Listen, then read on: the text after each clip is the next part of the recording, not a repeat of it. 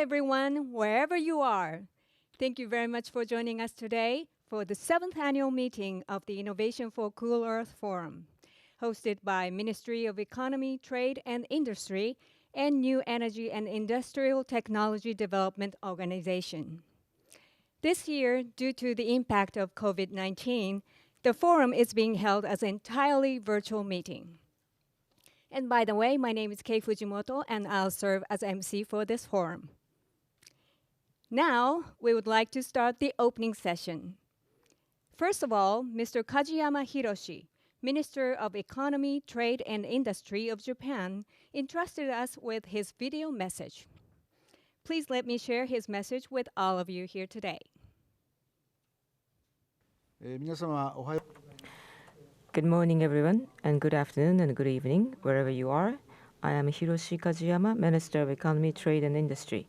In organizing the 7th ICEF, I had been looking forward to meeting all of you, the world's leading experts on innovation. However, it was so unfortunate that due to the outbreak of COVID-19, we're not able to invite you to Tokyo in person. Now, at the opening of this year's ICEF, held as a virtual conference, I would like to express my sincere welcome to all of you who participated from different countries despite the time difference, and my gratitude to the members of steering committee and all the people involved for their efforts. We are faced with the important task of overcoming the current pandemic of COVID-19 and recovering the economy. In the medium to long term, we must also tackle the issue of climate change. The situation is complex and difficult. However, I see this as an opportunity to rebuild Japan's economy and society. On climate change, Japan will accelerate its efforts and show leadership towards the ultimate goal of global decarbonization. Specifically, through the development of innovative technologies, Japan will aim to reduce CO2 emissions, which have been increasing since the Industrial Revolution, so we can go beyond net zero and make the emissions start declining.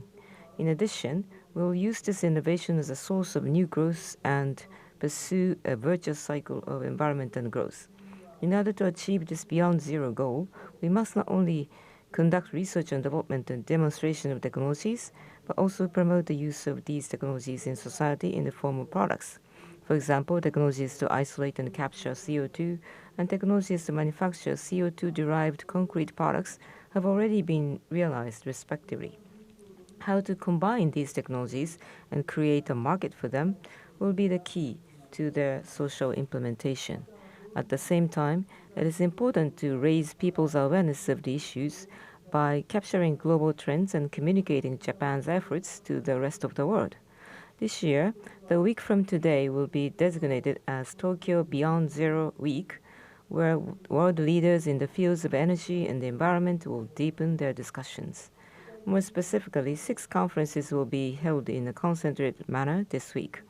We are starting with today's ICEF, followed by RD20, which will establish an environment for the creation of international research collaboration, the TCFD Summit, which will discuss mobilization of funds to support the realization of innovation and transition, and Hydrogen Energy Ministerial Meeting, which will focus on specific issues such as creation of hydrogen society, carbon recycling, and decarbonization of LNG, Carbon Recycling Industry Academia Government International Conference, and LNG Production and Consumption Conference. I recently had an opportunity to exchange views with Dr. Akira Yoshino, the Nobel laureate and director of the ICEF Global Zero Emission Research Center.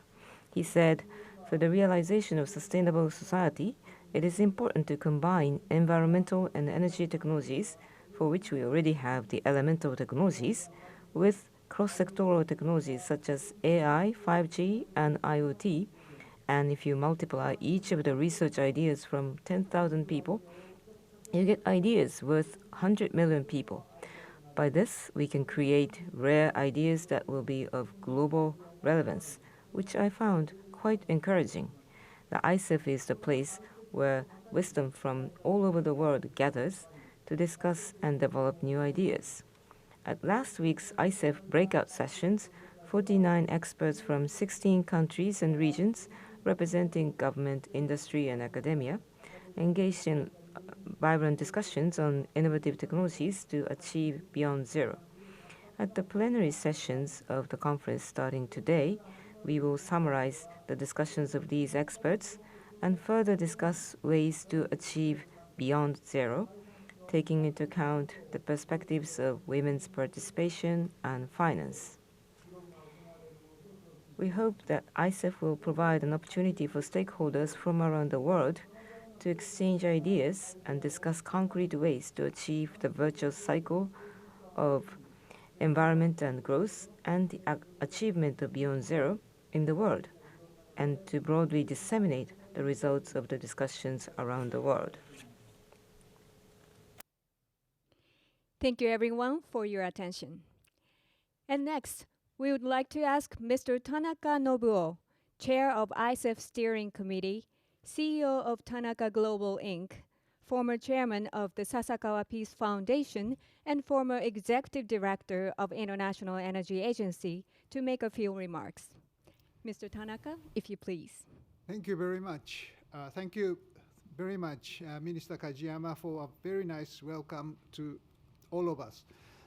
And welcome everybody to the first wholly web-based ICEF2020 and Tokyo Beyond Zero Week.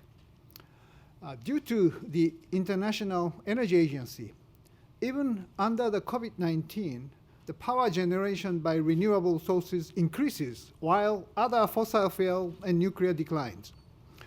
COVID-19 accelerates the transformation toward decarbonization. I was really surprised to hear Dr. Fatih Birol, the IEA's executive director, expressing his optimism for the net zero emission when he launched the recent publication called Energy Technology Perspective 2020. First reason for his optimism is lowering costs of renewable energy sources. Secondly, the low interest rates by central banks for the economic recovery from the tragedy of COVID-19. Thirdly, the many governments continue committing to ambitious targets.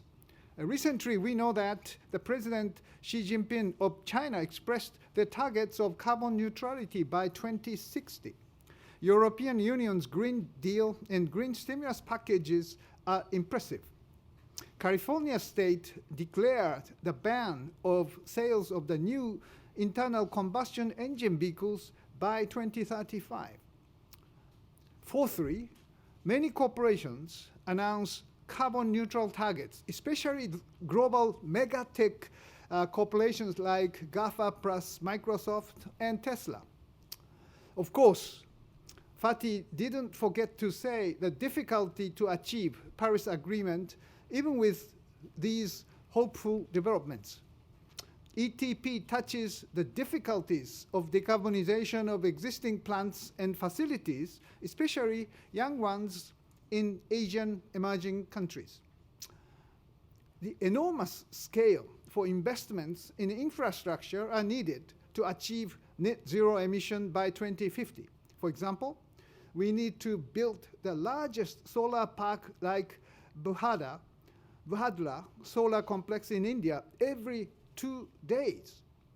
The biggest electrolysis in operation in Fukushima, Japan, every hour. The largest CCS carbon capture and storage plant, Northern Light project in Norway, every week by 2050. IEA called for 4 important technologies for sustainable future in its Sustainable Recovery Plan. They are hydrogen, batteries, CCUS, and small modular reactors. We will touch upon all of these, but in fact, hydrogen attracts the largest interest in this year's ICEF because of recent European decision on green stimulus package focusing in hydrogen infrastructure. Hydrogen may be the common elements of decarbonized future.